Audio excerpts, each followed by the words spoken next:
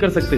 बोले तो फिर मुझे विश्वास के लिए कुछ तो कह करके जाओ। ब्रह्मा जी बोले मेरी जिम्मेवारी बन जाए, इसलिए चलो इस पर्वत के रूप में मैं विराज चाहता हूं। और बरसाना पर्वत के रूप में श्री ब्रह्मा जी विराज गए। ठाकुर जी आएंगे, मैं जिम्मेवारी लेता हूं, इसलिए मैं ही पर्वत बन के बैठा।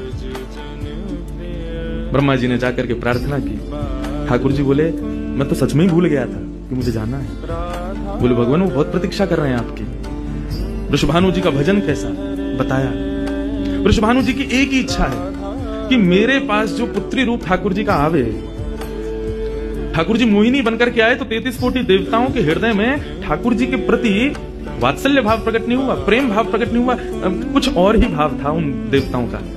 वृषभानु जी कह रहे हैं कि मैं ऐसी पुत्री पाना चाहता हूं जिसको देख करके काम नष्ट हो जाए, काम का भी मर्दन हो जाए, सामने वाले के हृदय में एक दिव्य प्रेम प्रकट हो, निष्काम प्रेम, अनकंडीशनल लव किसे कहते हैं, इसका प्रसाद पूरी दुनिया को देने वाली ऐसी पुत्री मेरे घर पधारी।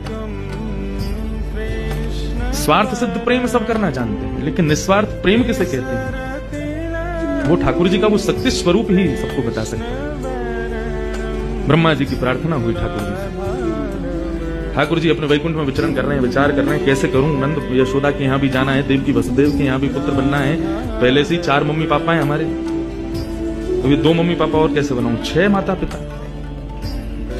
तब ठाकुर जी विचरण कर रहे थे, तभी एक खंभ में मणि, उस मणि में ठाकुर जी ने अपना प्रतिबिंब देखा।